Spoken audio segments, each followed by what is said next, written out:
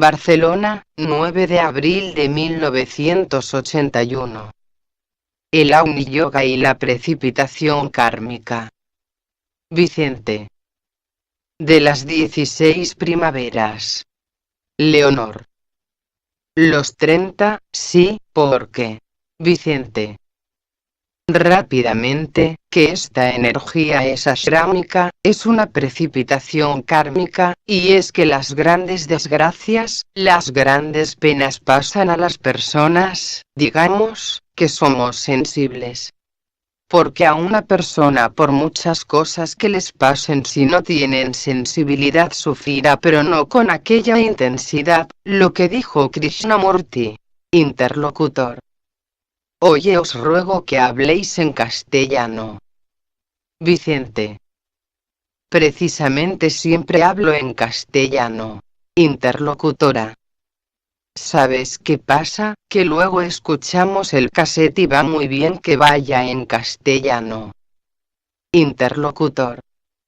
Hay mucha gente que no sabe catalán. Vicente. Estamos hablando de la conferencia de ayer en Los Amigos de la India, e hice énfasis en un aspecto muy importante en la vida del discípulo, que es el fenómeno de precipitación kármica. Naturalmente, el discípulo por sus características está abierto, significa que no ofrece resistencia a la vida como los demás. Entonces, los hechos, las circunstancias, el propio devenir psicológico de su vida es más rápido, el tiempo se hace pequeño, el espacio más grande. Cuando el tiempo ha quedado a cero, entonces ha llegado a ser infinito el espacio, entonces hay un silencio impresionante en la mente, y ahí ya se empieza a gestar la iniciación.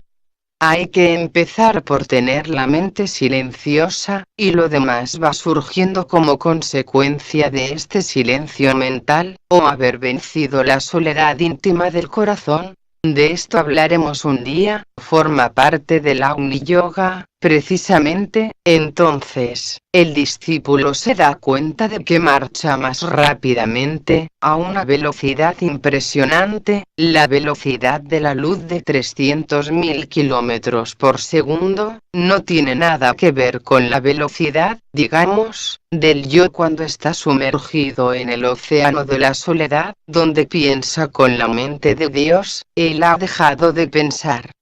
Hasta aquí el hombre había pensado, había creado el antakarana, y llega el momento que el antakarana ya no le sirve, ves que no hay nada. El antakarana, si no tiene los propósitos individuales del pensamiento individual, de los anhelos, los deseos, las intenciones, la aspiración superior, esto crea, digamos, este puente de arco iris o antakarana, pero llega un momento en que estás encaramado en la punta del antakarana y no sabes qué hacer allí, quedas colgado, y entonces debes afrontar aquel estado, que es lo más difícil en Agni Yoga, afrontar el estado de soledad. Interlocutor. Y eso se sabe siempre, cuando llega ese momento se sabe siempre de una forma consciente. Vicente. Tendría que serlo, pero no siempre debido a que la gente no vive muy atenta. Evoluciona pero sin atención, o sea, que evoluciona por la fuerza de las cosas, no por la fuerza de la voluntad o de la razón, sino porque la vida lleva una dirección y te deja allí. Ahora bien, el que se ha esmerado con atención, afrontando los hechos, no ofreciendo resistencia, siendo muy dúctil, muy adaptable, tal como dijimos en la conferencia de Madrid, y vas penetrando allí, entonces te preparas para dar el salto. Es decir, que el Agni Yoga surge cuando está en las cumbres del Raja Yoga. Cuando opera el Raja Yoga es para crear el antakarana, el yo inferior se conecta conscientemente con el yo superior, pero el yo inferior no debe quedar parado ahí, debe continuar, más allá incluso del ángel solar.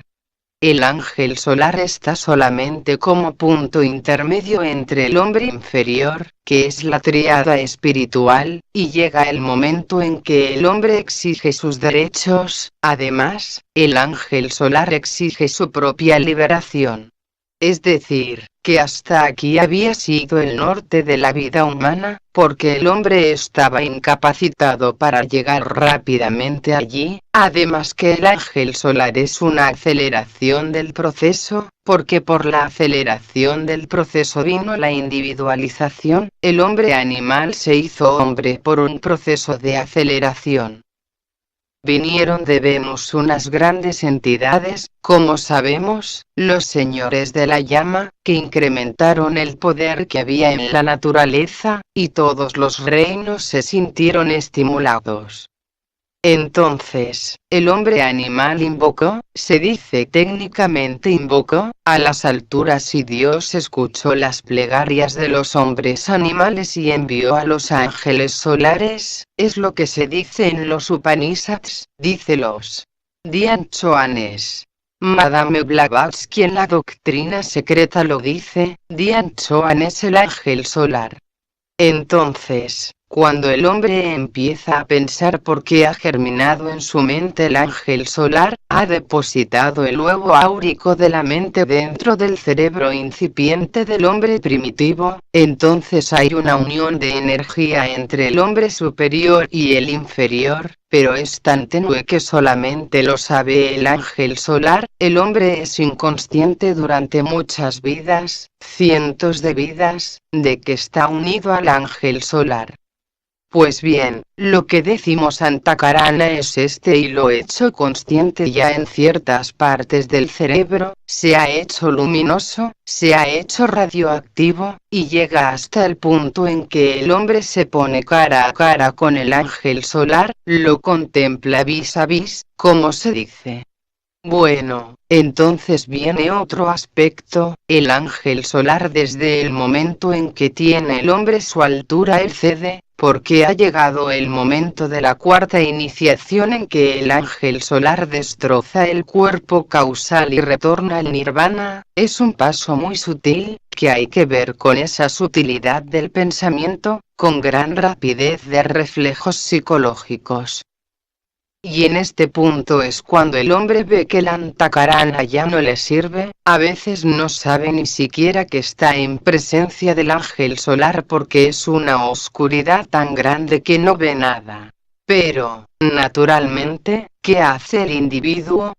Cuando ve esta soledad lo primero que hace es aferrarse al Antakarana de nuevo, el Antakarana se convierte en otro impedimento, desde el ángulo de vista esotérico del ashrama, y hasta que no aprenda a sujetarse vuelve a recogerse, que es lo que hacíamos nosotros cuando a veces estamos en un sentido, digamos, de unión con el yo superior, estamos en silencio y no nos damos cuenta, estamos abstraídos, como se dice, estamos abstraídos pero esa abstracción está dominándose. ¿Dónde está el yo? Está en todo. Pero, cuando el yo se da cuenta de que está en silencio vuelve enseguida a acogerse a su vehículo, teme la inseguridad. Pero, en el discípulo cada vez son más frecuentes sus estados, digamos, de aislamiento total del medio ambiente, en el cual existe el perfecto desapego, porque ni el cuerpo físico, ni el cuerpo emocional, ni el vehículo mental le sirven en este caso para nada, han quedado tan integrados que al no haber resistencia no hay reacción, no hay pensamiento, no hay deseo y el cuerpo está solamente integrado en sus funciones naturales. El hombre está contemplando el proceso desde arriba, en un plano superior, y como nada le molesta de abajo pues va siguiendo el proceso, y en la cúspide del Antakarana es cuando empieza realmente Agni Yoga. Raja Yoga crea el Antakarana, entonces, la función del Agni Yoga, o del yoga superior que corresponde a la nueva era es soltarse el Antakarana e ir libremente sin Antakarana, que sea Dios quien mueva tus manos, y tu entendimiento y tu voluntad, y entonces el hombre piensa con la mente divina, empieza a pensar con la mente de Dios, porque pasarán muchas épocas, quizás muchas vidas que aún tenga que aferrarse de vez en cuando al Antakarana. Pero, hablo del proceso a grandes rasgos y en términos muy generales, y cada discípulo es un caso, por lo tanto, de tantos casos como hay. ¿Vais comprendiendo el proceso? No es tan fácil. No es fácil, pero es posible. Interlocutora. Pero es un camino. Vicente. Sí, y además, fijaos bien, que a veces estamos aquí hablando y quedamos sin Antakarana, quedamos flotando en silencio, y esto no lo provoco yo, se provoca por la fuerza de las cosas. ¿Por qué? Porque hay unas radiaciones tan especiales que aceleran el proceso de la humanidad como un todo y, naturalmente, la humanidad media seguramente que reaccionará al revés de lo que es esta energía, porque la potencia de la energía si no hay control es horroroso, pero, el discípulo, y yo creo que estas energías son para el discípulo, para el aspirante espiritual puede dar un salto tremendo, puede alcanzar la iniciación, o la iniciación es en una sola vez. Ahora estamos preparándonos todos para la iniciación. Leonor. He sentido una llamarada de calor, súbita. Vicente. Bueno, será algún ángel superior. Es que empezamos a hablar de estas cosas y tenemos visitas de estos seres. Leonor. No, siempre no, y nunca sabemos por qué, no es ni por categoría ni por nada, una determinada vibración y basta, atrae algo y es esto. Interlocutor.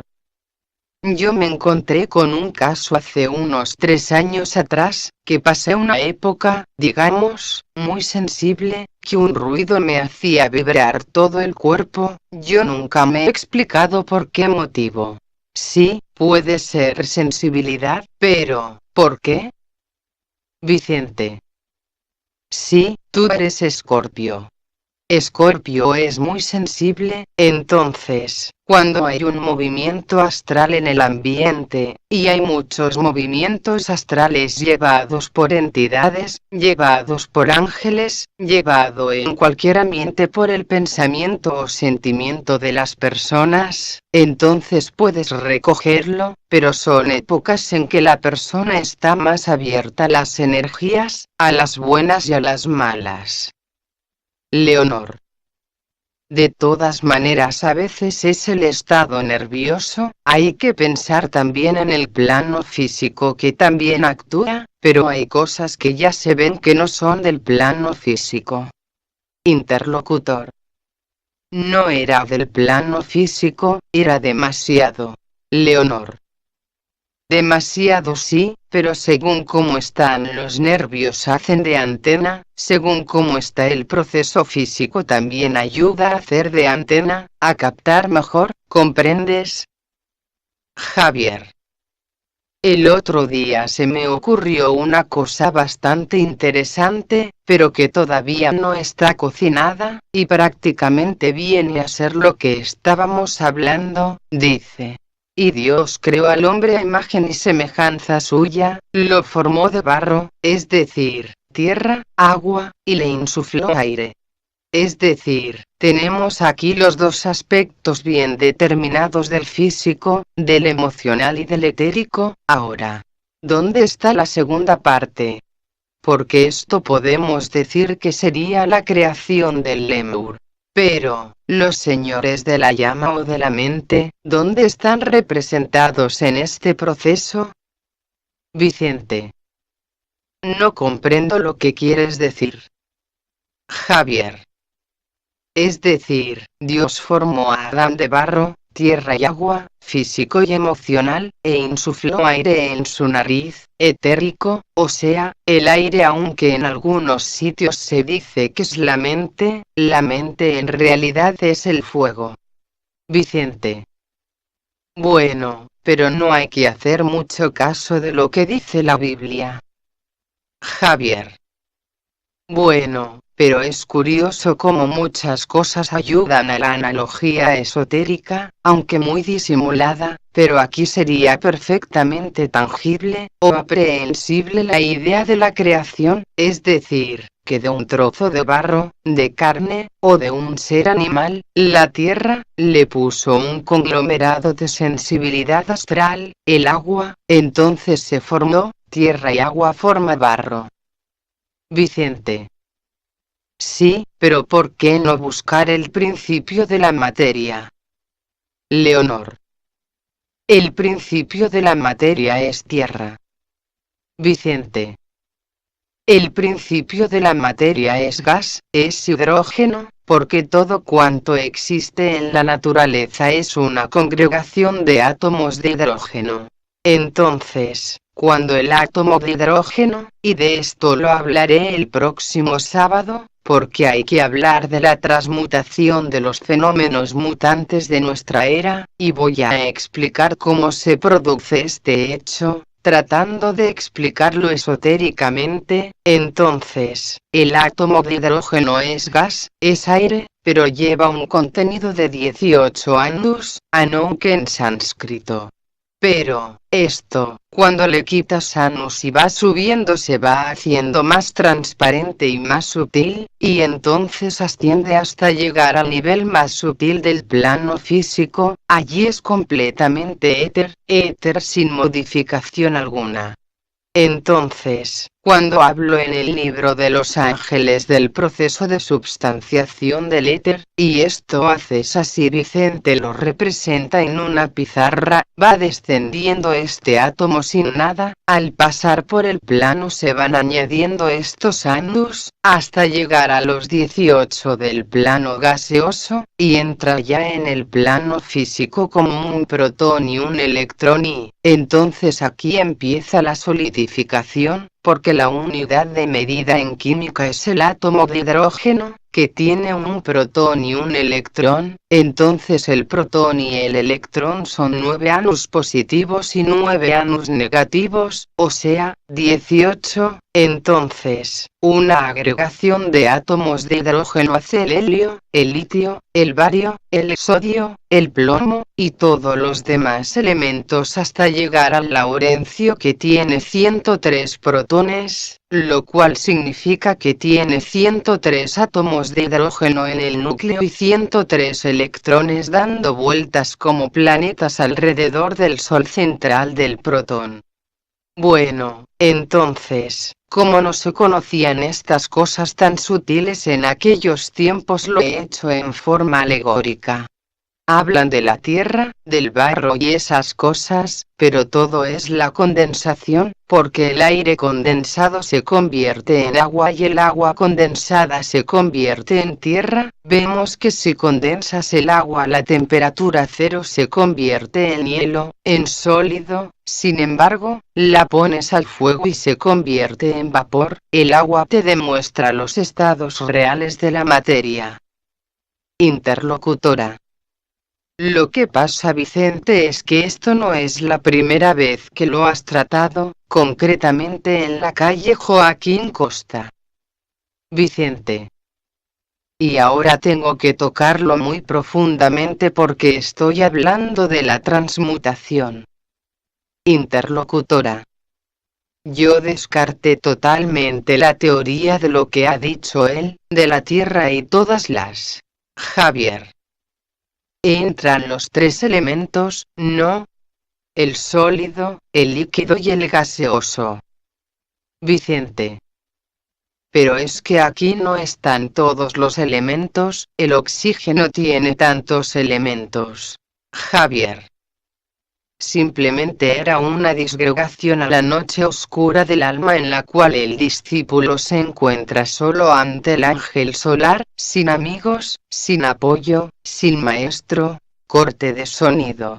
o sea, volviendo a la noche oscura del alma, y volviendo al plano del ocultista entrenado ante este evento, entonces, tenemos, por ejemplo, es igual, aunque sea en teoría, el mismo momento que pasa a una persona, por ejemplo de sexto rayo que a una persona de tercer rayo, esta noche oscura del alma. Vicente. Depende mucho de la característica psicológica, pero el proceso es el mismo. Lo que pasa, por ejemplo, el tipo del primer rayo lo tomará con una decisión tremenda. Si coges, por ejemplo, un tipo místico, como quizá el propio Jesús de Nazaret, que opera como un sexto rayo, entonces lo tomará de una manera devocional que es silencio. El primer rayo coge la espada para entrar dentro del silencio, rasgando las puertas y haciendo la invocación.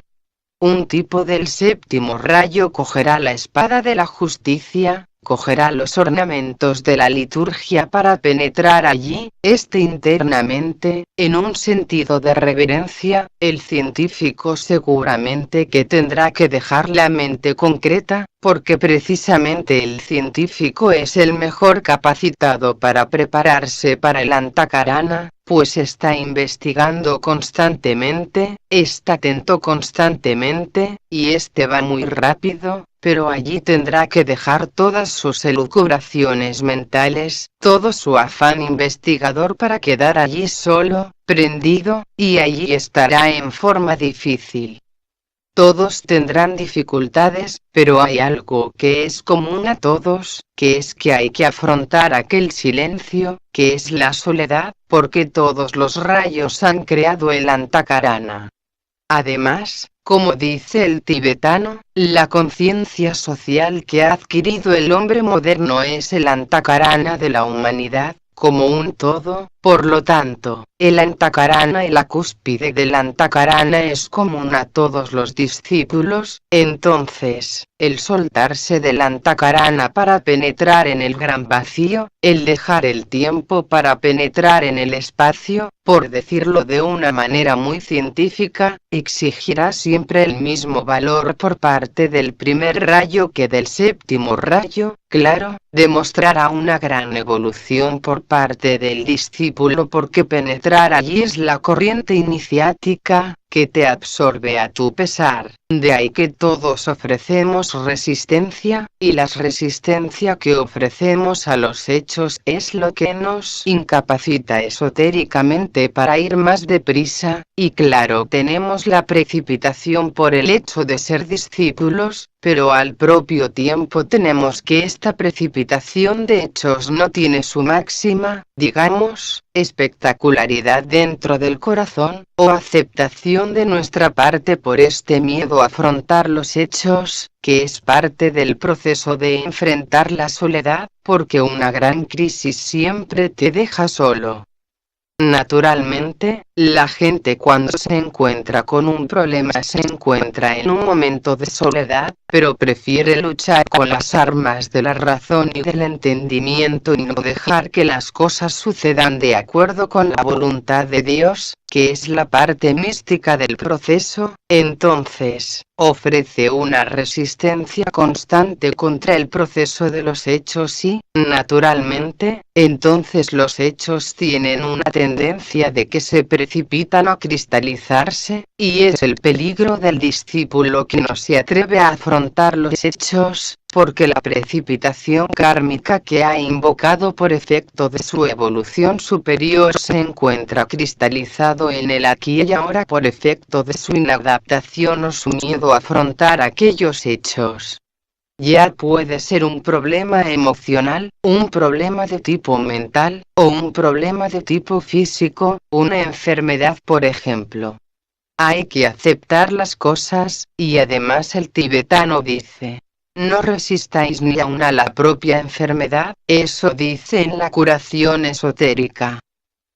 Sufriríais menos si no hicieseis resistencia a la propia enfermedad, pero cuando hay dolor lo rehuimos, y naturalmente al rehuir el dolor se centuplica, porque es como si tratáramos de apagar el fuego con gasolina, porque la lucha engendra siempre este fuego de resistencia.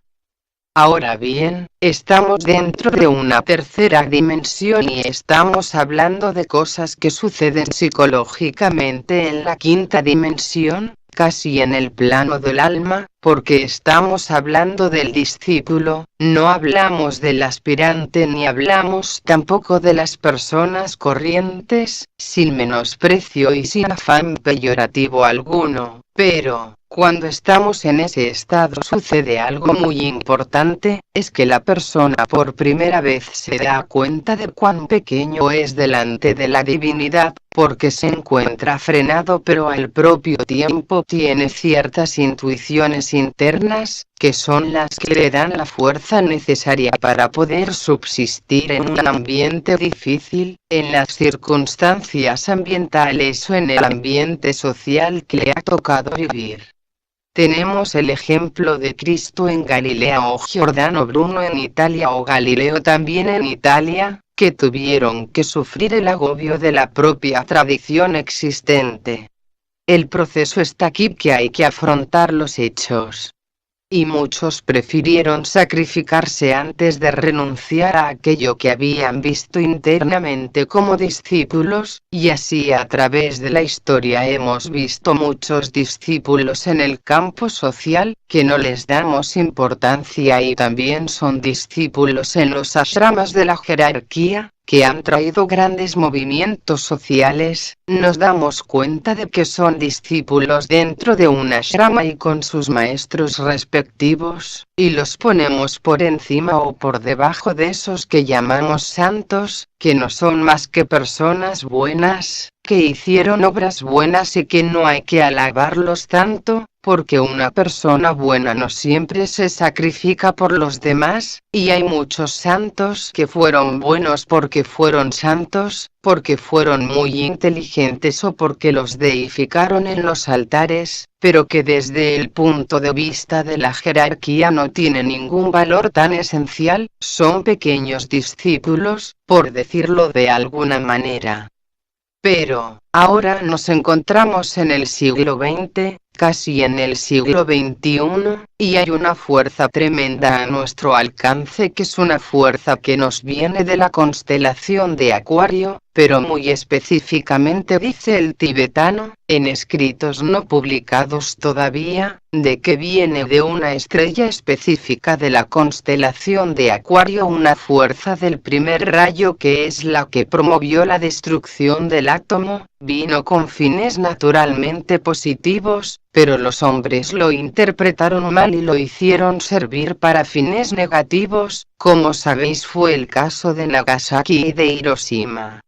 Sobre estas cosas hay un proceso en marcha de estas energías que son las que dieron a la jerarquía la oportunidad de desarrollar la mente del discípulo, haciéndolo entrar rápidamente de la aprobación a la aceptación, y muchos miles, quizás millones, de aspirantes espirituales, entraron en el discípulo en probación, y están siendo observados muy atentamente, dice el propio tibetano, por la jerarquía. Entonces, estamos aquí y ahora con unas energías que hay que aprovecharlas. Yo estoy asombrado de la manera como la gente responde a estas energías, ya sea aquí, ya sea en Madrid, ya sea en cualquier sitio, las personas responden a ese tipo de energías del primer rayo, y una de las condiciones para adquirir estas energías es la adaptabilidad al proceso. Ante estos nuevos acontecimientos no hay que tenerles miedo, hay que afrontarlos. El Agni Yoga es precisamente parte de este proceso de aceptación de los hechos, de aceptación del principio, digamos, de recepción, de precipitación kármica. Javier. Yo estoy otra vez con la noche oscura del alma, Como ocultista, es decir, acostumbrado de alguna manera a efectuar un alineamiento con entidades o con objetos interiores o externos, es decir, en el momento en que de alguna manera estoy en la cúspide del Antakarana, y que yo me vea de alguna manera, por decirlo así, que no tengo un soporte superior, yo puedo como ocultista entrenado lanzar, por decirlo así, este Antakarana, ya sea a la mónada o a la jerarquía, al logos planetario, o a Sirio, no sé. Es decir, siempre hay un Antakarana por encima que dominar, es decir, si esto es de alguna manera una crisis iniciática, una prueba de ese tipo, yo puedo usando mis conocimientos que, claro, dices, el científico tiene que vaciar su taza, ¿no? El místico, de alguna manera. Vicente. También su taza, todos tienen que vaciar su taza. Javier.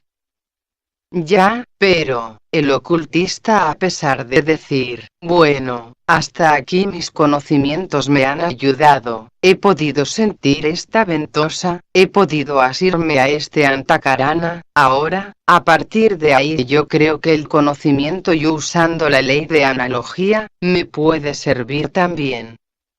Vicente. Sí, pero una cosa es que la persona piense por sí misma, interpretando el entendimiento y haciendo uso de la razón lógica, y también por el poder de la voluntad de crear el Antakarana, cuando por ejemplo se pasa desde el plano mental superior al plano búdico. Ahora bien, si es un camino desconocido de otra dimensionalidad que no sea la luz del Antakarana, o que sea un tipo de luz desconocida, no podemos penetrar este misterio todavía.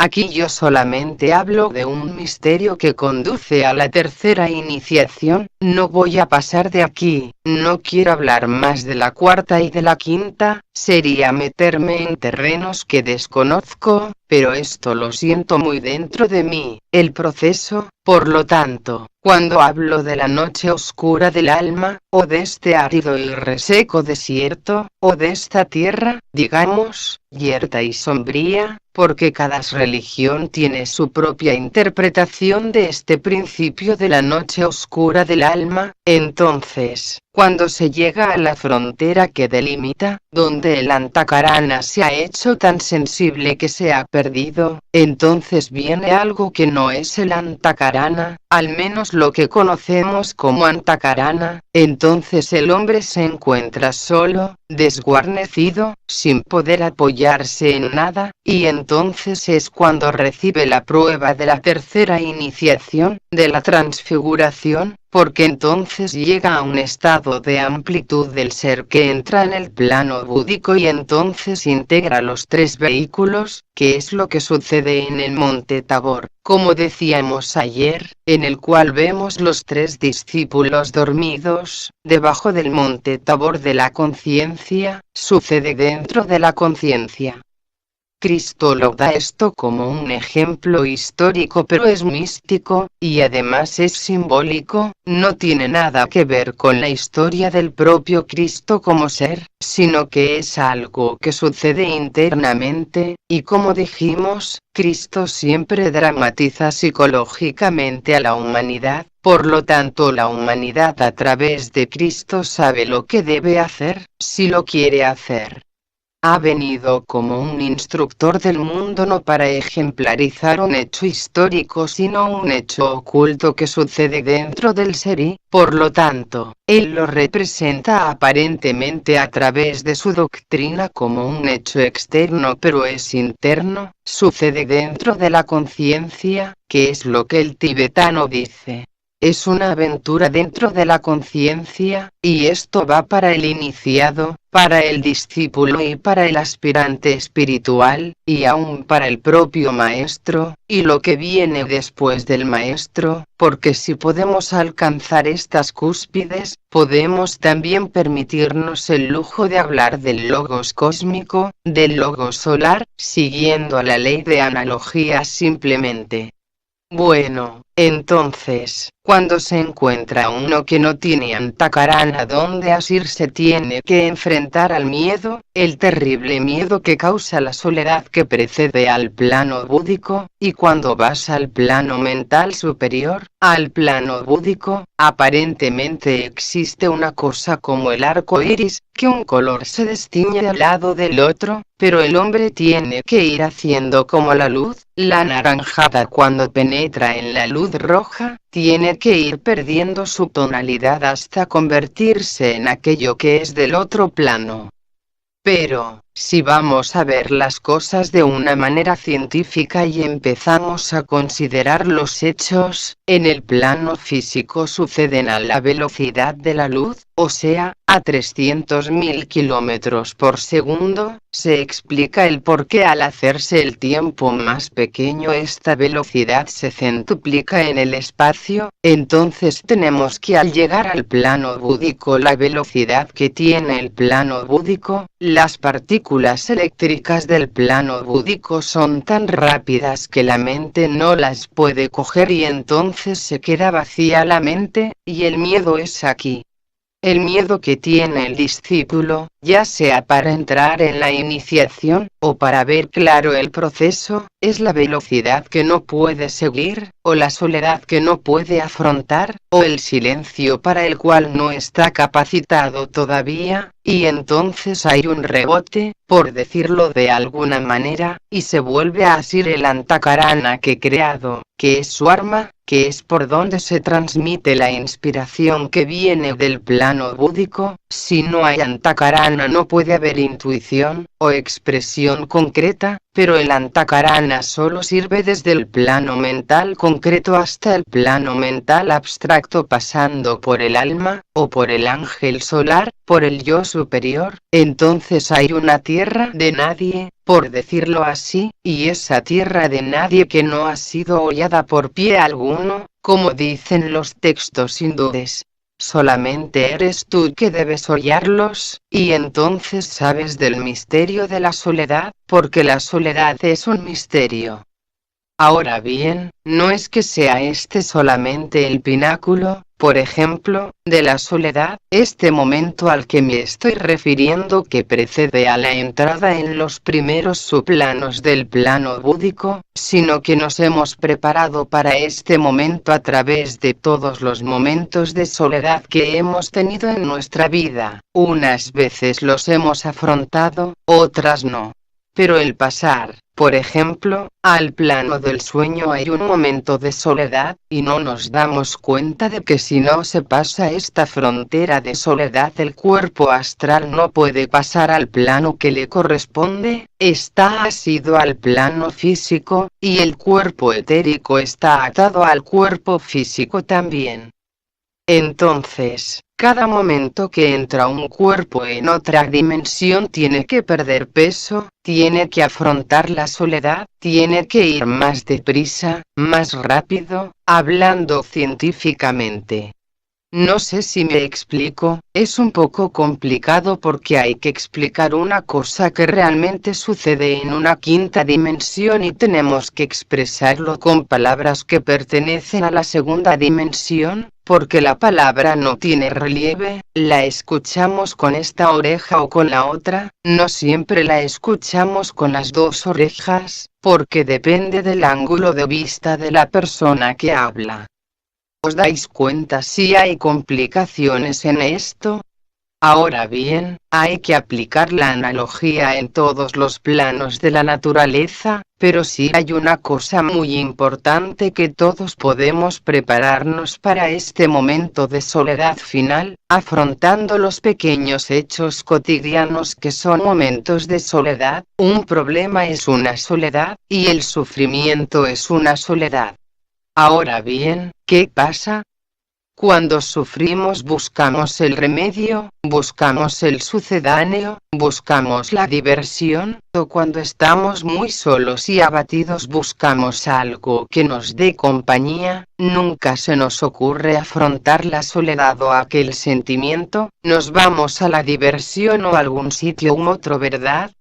pero no tenemos la suficiente fuerza para coger aquello con toda la lealtad que precisa, y así perduran las encarnaciones en el tiempo, y cuando llega la oleada de vida al discípulo, y el discípulo empieza a ser consciente, cuando ya ingresa en un ashrama y es consciente de la vida del maestro y ve más allá de sí mismo ciertas cosas, entonces también se dará cuenta de que hay que afrontar los pequeños misterios diarios, que son la pequeña soledad de cada uno de los actos que no afrontamos en la vida.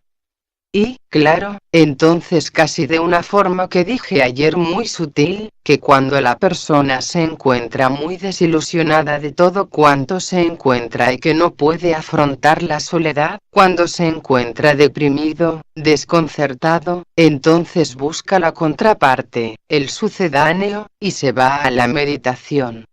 La meditación para ciertos espíritus es una evasión, en tanto que la vida del discípulo no siempre puede ser meditativa, o bien es una conciencia meditativa que está meditando las 24 horas del día o aquello no tiene importancia.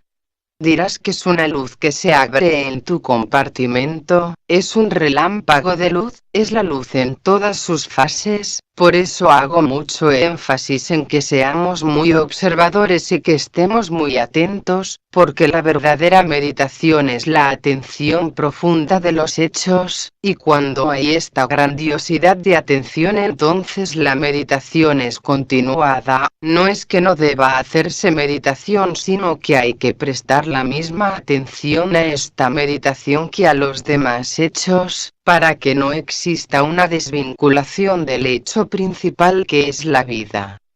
Interlocutora. Ya estamos otra vez en la constante atención. Vicente. Es que no hay otra. Leonor. Lo primero que decías es que la predisposición en un individuo marca la clase de evolución que va llevando adelante, porque ahí está en la vida de las personas, que le puede ser necesario en un estado de depresión pasar a algo que le divierta o que le distraiga de aquello, cortar y pasar poco a poco, y si mentalmente comprende que lo ha de hacer, porque de momento es necesario, si mentalmente se va predisponiendo llegará el momento en que podrá afrontar. Corte de sonido, Vicente. Más allá de toda conclusión, porque será la introducción de aquel del cual nada puede decirse, que es el logos cósmico que engloba 7 sistemas solares, nuestro planeta es el cuerpo físico, porque nuestro universo es solamente el cuerpo físico del logos cósmico, y tal humildes y orgullosos que somos como humanidad, que es esta humildad del reconocimiento de que hay siempre una causa superior a la cual jamás llegaremos, siempre veremos delante una gran apertura de conciencia, y ver esto no es la liberación como una meta, por ejemplo, encuentro una meta y allí voy, sino que lo bonito es ver que la meta está cambiando constantemente, como estos momentos que estamos pasando, esto es la liberación. Ahora, si nos detenemos a pensar lo que estamos haciendo, y vemos que estamos incapacitados para seguir el fluir de la vida, entonces nos detenemos en el tiempo y creamos un estado de conciencia. Repetimos lo que decíamos el otro día, que hay 2 cosas a considerar, que es el estado de conciencia y la conciencia sin estado. Una conciencia sin estado está en constante movimiento, y un estado de conciencia siempre está buscando una meta donde culminar, que es lo que pasa con la personalidad, que está buscando culminar en un arquetipo, cuanto menos este arquetipo interese la atención del pensador, del observar, mejor. Cuanto menos el pensador esté enfrascado en sus pensamientos y el observador en sus creaciones, mejor irá la liberación creando su surco dentro del individuo. Por lo tanto, parecerá un poco chocante que se diga que no hay que establecer disciplinas, y establecer una disciplina es detenerse en el presente. Es decir, Voy a hacer esto, porque mientras estás diciendo, voy a hacer esto, no estás haciendo nada, en tanto que en la meditación dices, voy a meditar, y estás haciendo lo mismo.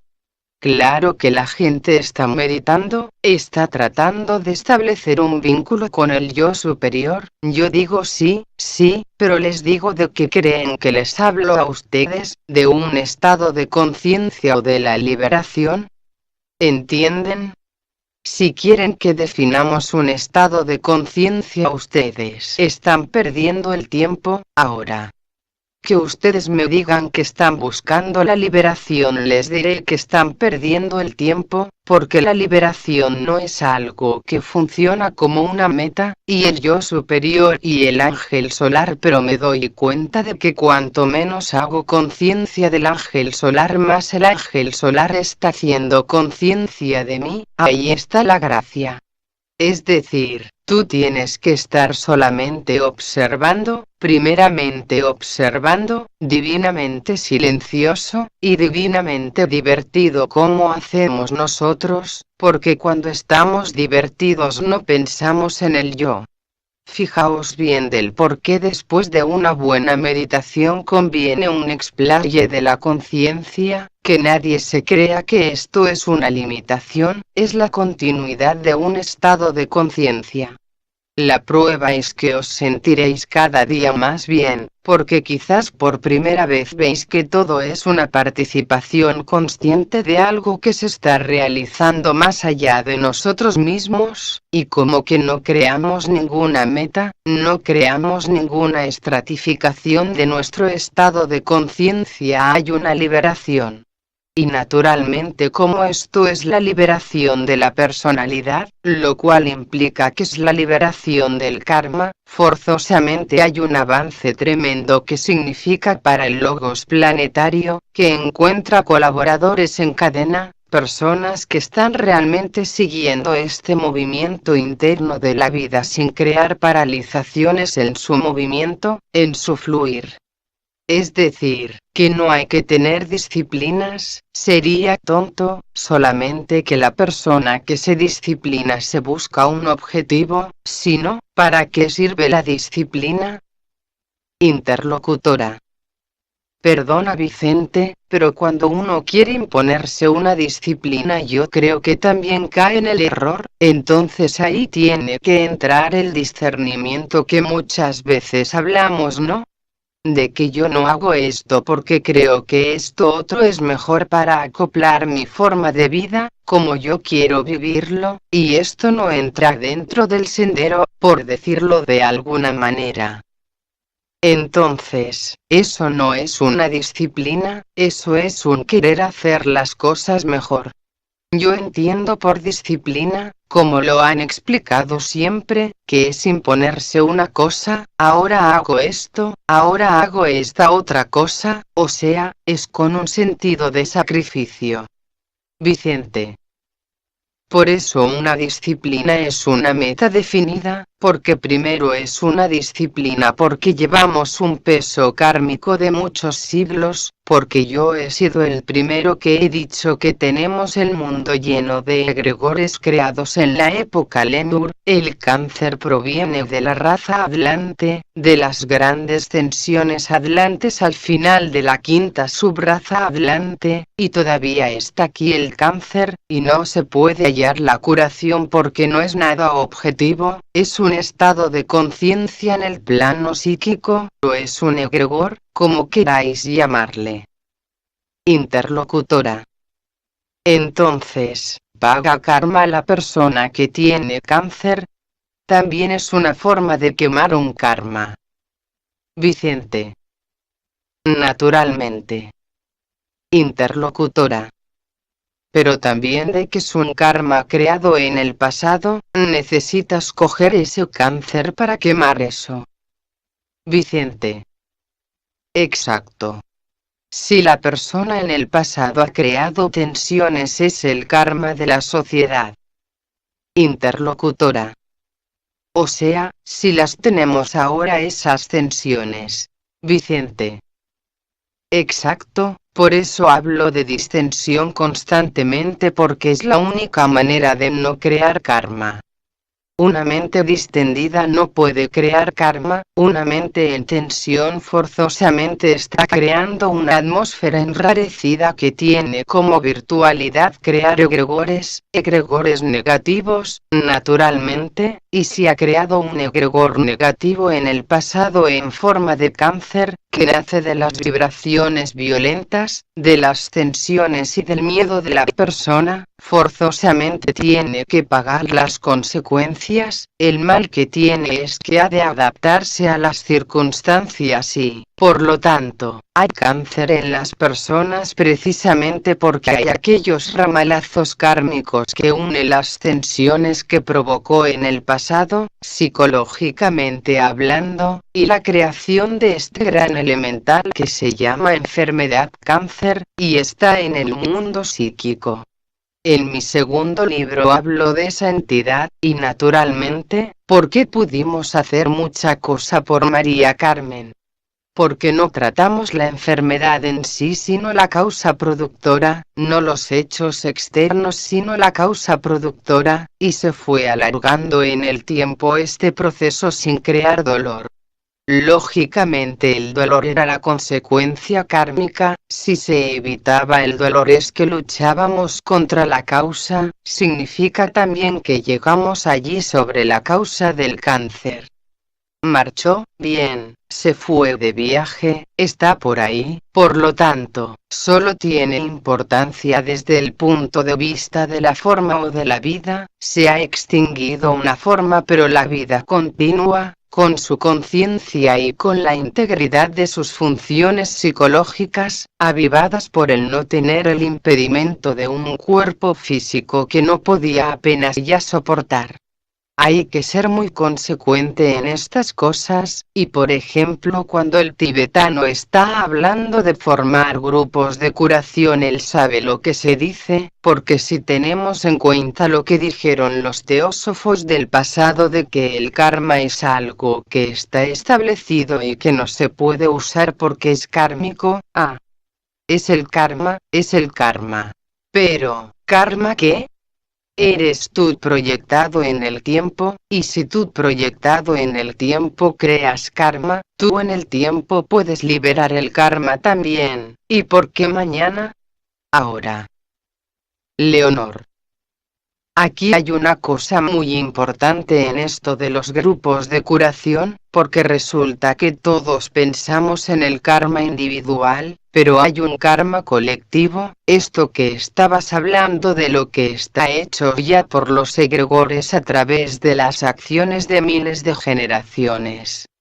En realidad tiene que haber grupos de curación de tipo, digamos, social, porque en este caso tendríamos que atacar las causas y al atacar las causas este grupo de curación no se verían los efectos de las personas atacadas.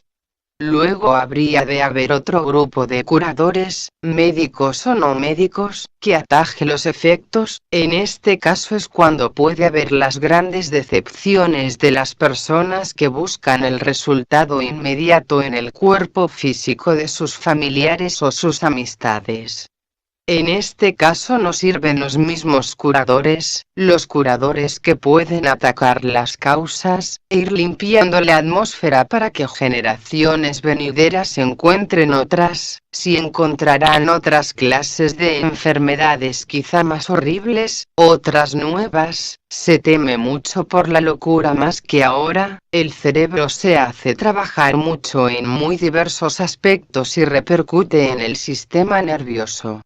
Pero, al atacar toda esa trama que hay colectiva, que se entrefunden unas cosas con otras y hay tantísimo daño acumulado de millones de años, los grupos de curación que trabajan en estos campos, no que no los busquen para curar de inmediato a una persona atacada, porque ya pertenece a otro terreno, diríamos, concreto.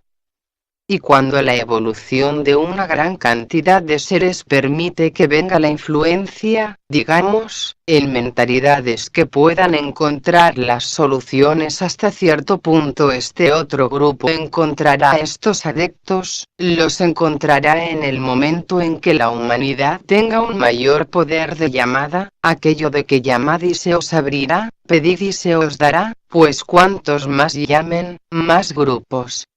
Pero, hay que tener mucho cuidado en clasificarlos. Los curadores de este mundo invisible, pensad que no es malo ver este mundo invisible, siempre se han criticado en el mundo de lo concreto porque no se van a encontrar esos efectos, por eso hay dos grupos, el de los verdaderos médicos y curadores que pueden ser personas que no sean de título, pero esos dos grupos hay que reconocerlos. No pueden actuar los dos a la vez, o sea, los dos a la vez sí, pero el mismo en los dos lugares a la vez no.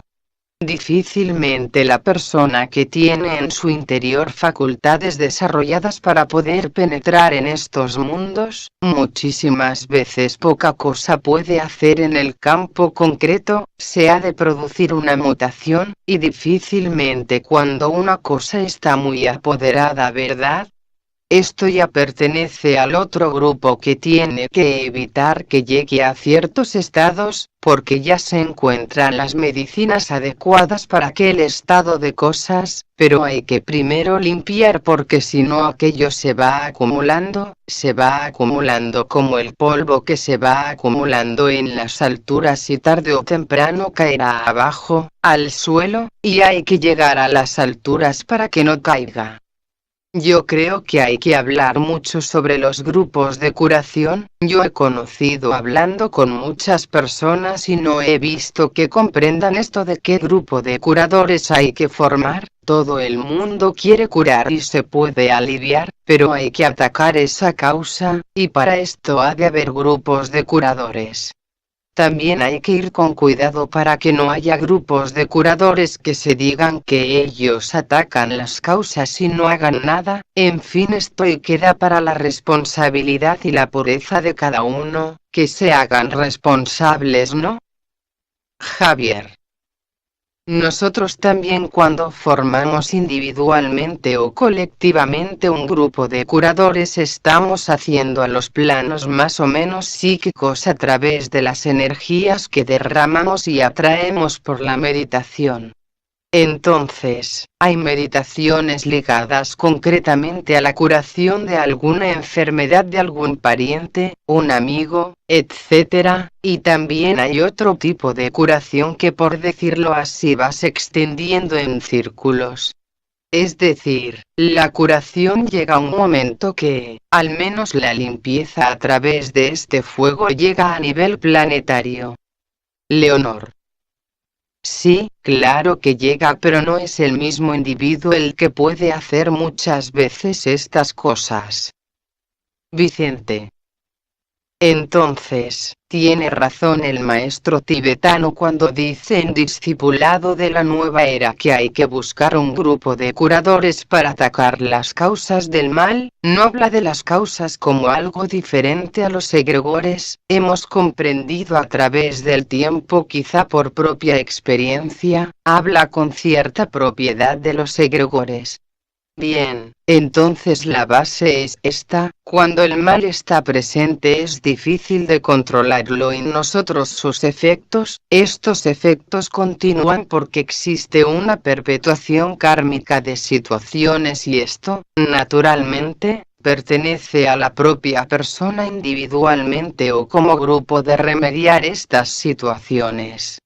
Ahora, por ejemplo, nos encontramos con el inconsciente racial, el inconsciente colectivo, que si lo ponemos a una escala, digamos, psicológica superior o esotérica, tenemos que es la acumulación de todos los actos nefastos creados por la humanidad hace mucho tiempo, que se dividen dentro de la humanidad en dos grandes sectores, un sector llamado el bien y otro sector que nosotros llamamos el mal, y en un sector se agrupa esta entidad que llamamos el guardián del umbral, y en el otro el ángel de la presencia, y esto lo hemos dicho muchas veces y no hay que repetirlo, pero que están dentro de la subconsciencia racial o inconsciente racial, es decir, que participamos de una herencia colectiva. Ahora bien, la liberación del individuo es poder surgir triunfante del inconsciente colectivo. Cuando todo cuanto reacciona te afecta como entidad individual, esta persona captará las causas no los efectos, porque los efectos están en el eje, por lo tanto no se puede atajar un efecto.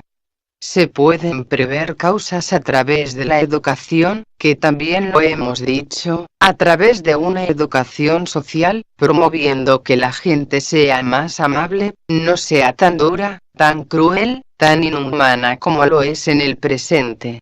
Lees la prensa y encontráis horrores, y estamos próximos a entrar en el siglo XXI y vemos que poco o nada se ha profundizado en el mensaje de Cristo. Así que el pequeño grupo de las personas interesadas en emular a los maestros de la jerarquía tendrán forzosamente que crear una masa compacta de energía positiva dentro de un mundo demencial, porque el mundo es demencial, porque lo que se hace es demencial, es inhumano, es injusto, es cruel, por lo tanto, esto no va con el esoterista. El esoterista, bien, reconoce que estos efectos creados por causas anteriores a nuestra vida conocida actual y que nuestra humanidad actual como sociedad humana y nosotros como individuos debemos participar forzosamente de un karma que viene de Dios sabe desde cuándo. El problema es pues ahora mismo tratar de detener en nosotros el curso de los acontecimientos, ya sea en forma de enfermedades, en forma de tensiones y en forma de programas sociales, en forma de cuanto queráis, en forma de divisiones y separatividad, o de egoísmo que existe por doquier.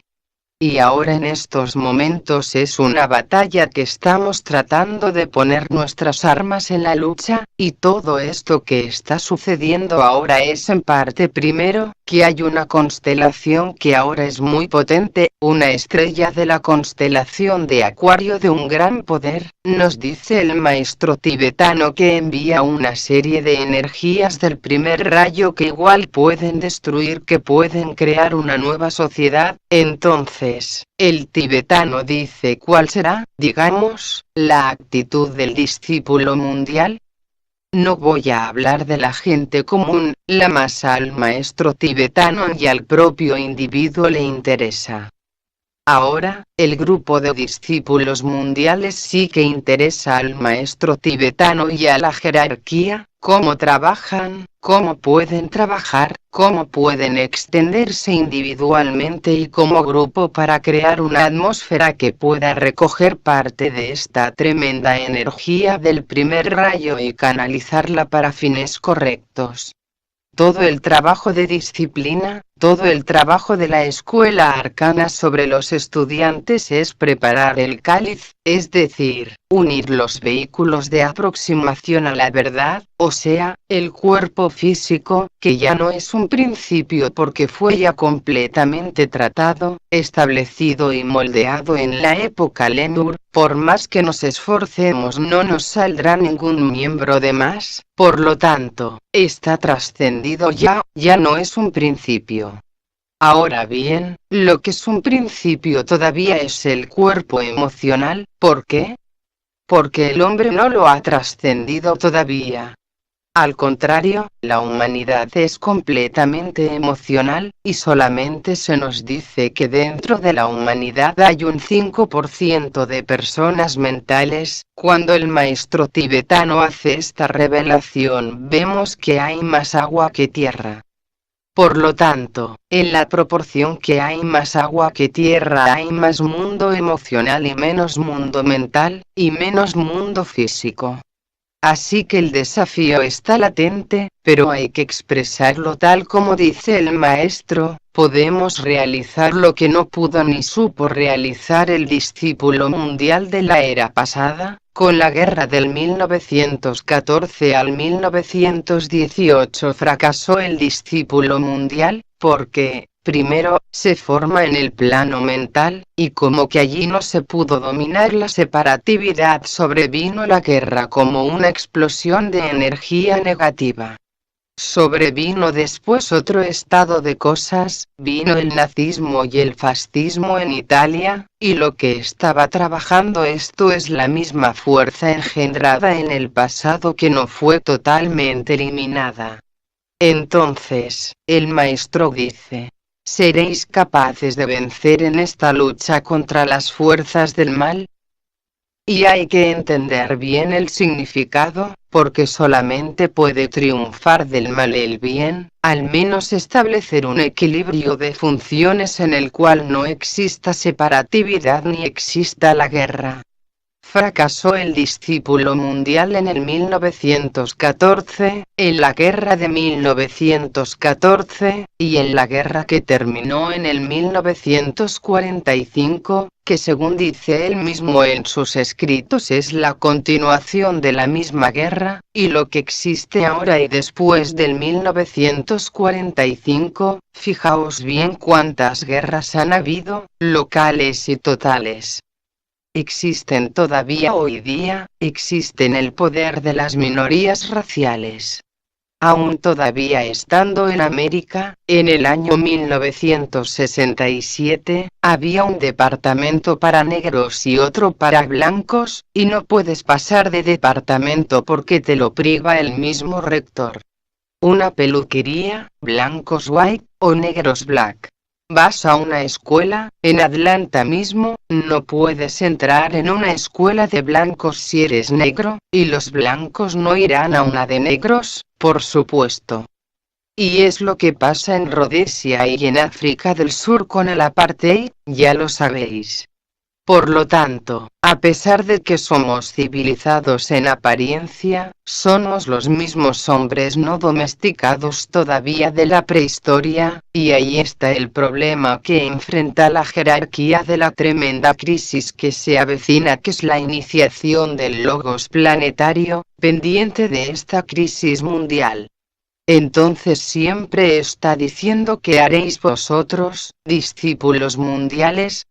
Y esto lo dicen los maestros a sus discípulos en sus ashramas respectivos, y esto lo siente el aspirante espiritual bien intencionado a través de las revelaciones de su ángel solar. Y hay una serie de factores que hay que considerar y ver si como grupo se puede hacer algo para disipar que estas fuerzas malignas vuelvan a cernirse sobre la humanidad y que puedan provocar una guerra por cuestiones de intereses fatuos, por interés de territorio, por intereses políticos, por intereses económicos, por intereses de fronteras. ¿Qué es esto al cabo de 2000 años de enseñanza crística? Que se ha, digamos, acusado, dentro del corazón. ¿Qué es lo que dentro de sí ha aprendido el hombre? Nada, la lección queda todavía sin aprender. Solamente queda, el tibetano lo dice muy bien, el discipulado mundial y el nuevo grupo de servidores de la humanidad, que son una serie de individuos de todas partes del mundo que por orden y gracia de la jerarquía y en forma subjetiva se reúnen constantemente formando una jerarquía que está evitando que planee constantemente el mal sobre la tierra. Y, ahora, en virtud también desde esta estrella de la constelación de Acuario, cuyo nombre es un secreto iniciático, están llegando a la Tierra una serie de ángeles superiores del primer rayo, que igual pueden crear que destruir porque son devas de la fuerza ígnea, tal como son definidos en los anales esotéricos, y son aquellos que según se dice en el libro de los iniciados están llevando la espada de fuego a la la que me refiero constantemente, y son los que pueden ayudar a todos aquellos que levanten su espada para que ellos mantengan con el fuego de la intención. Y ahora estamos en un estado similar que tenemos no solamente la fuerza destructora del primer rayo, desde el punto de vista de la forma, y luego existe la fuerza productora de energía positiva del mismo rayo cuando está canalizada por el corazón de los discípulos. Por eso se hace en estos momentos un énfasis especial sobre el Agni Yoga porque es el yoga del corazón.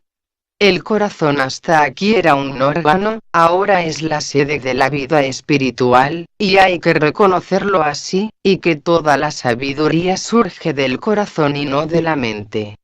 La mente es un recipiente de semiverdades, pero el corazón cobija la verdad siempre, la mente siempre está tratando de coartar las cosas, el corazón las dignifica, entonces si hay un yoga de fuego, hay un yoga de síntesis, este es el Agni Yoga, el yoga del corazón, y es ahí donde hay que trabajar, y fijaos bien, porque insisto, a pesar de que digáis, bueno, siempre hacemos el mismo delineamiento de la meditación, voy a decirlo, en principio ¿qué es lo que hacemos más que una meditación? Es un intento de aproximación directo a la verdad, porque la mente, cuando menos yo no la necesito para nada. Cuando estoy hablando solamente hablo, pero mi mente está tranquila, está por así decirlo vacía. Si hay este vacío, entonces puede haber comunicación con la verdad, o con el logo solar hasta que entra el ángel solar, porque somos hechos a su imagen y semejanza y, por lo tanto, cuando decimos esto, fijaos bien el problema de la divinidad en estos momentos, que una era determinada como, por ejemplo, la era de Acuario, con todas sus potencialidades y sus oportunidades de nada servirán si la persona por sí no da un paso hacia adelante, porque una energía penetrando en el planeta sin que haya canalizaciones para destruir el planeta, porque lo único que canaliza las fuerzas del primer rayo es la fuerza del segundo, del amor, y hay muy poco amor en el seno de la humanidad, o está tratando de surgir del imperio de los sentidos y de lo que existe en el entendimiento y de lo que existe en el mundo emocional, se ofrece un plan de todo esto, y esto solo puede hacerlo el discípulo mundial.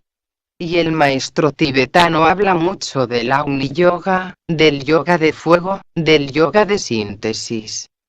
Yo he tenido el privilegio de traducir escritos inéditos del tibetano para las gentes de Buenos Aires, que no se han publicado ni creo que se publiquen todavía, y hablan del Agni Yoga y habla mucho del maestro Morya como impulsor del movimiento del Agni Yoga, y no precisamente el conde Saint-Germain.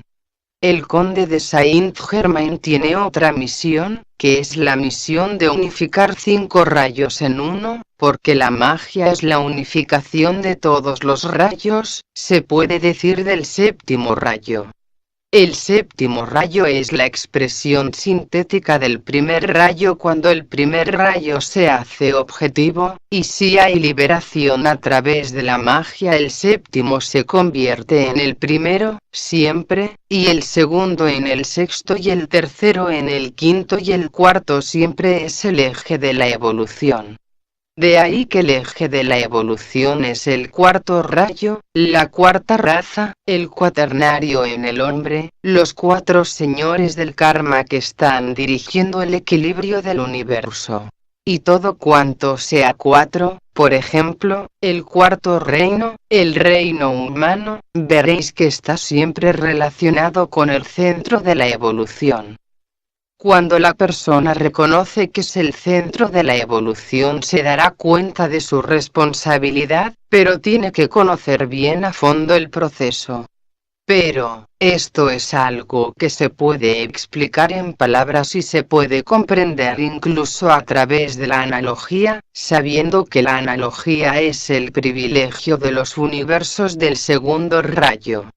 Quizás en un universo de primer rayo no sea la analogía la ley determinante de la acción o la que dirige todo el movimiento, digamos, espiritual, esa quizás sea otra modalidad, porque en nuestro universo de segundo rayo impera el amor, entonces el amor es unificación, entonces hay una concatenación de hechos que van de un efecto a una causa, de una causa a un efecto, y van siempre constantemente, siendo siempre la misma fuerza, y que el hombre que se conoce a sí mismo conoce a Dios, y el hombre que conoce a Dios se conoce a sí mismo, igual es abajo que arriba, igual es arriba que abajo. Y todo esto está dicho por Hermes Trismegisto hace millones de años, así que solamente repetimos lo que dijeron los sabios, y nos creemos sabios, estamos repitiendo como loros. La única forma de sabiduría es el silencio, porque a la hora de hacer el silencio no hay algo que venga importando del exterior, sino que acoges lo que hay en el ambiente más conveniente en un momento determinado del tiempo. Y ahí está, la verdad es esta, que cualquier forma de verdad vendrá a ti si tú estás en silencio. Si tú no estás en silencio, la verdad no se te podrá comunicar jamás. Y, claro, arguirás, buscarás, estarás pensando, estarás recordando, estarás imaginando, pero todo cuanto realices buscando la verdad será falso, será una meta buscando la verdad y entonces volvemos al principio. Así que cuanto menos interesados estemos en descubrir la verdad, más la tendremos, porque es algo tan sencillo que no necesita una lección, es dejando el pájaro o el corazón suelto y se va solo, la paloma del corazón resurge y se queda en silencio.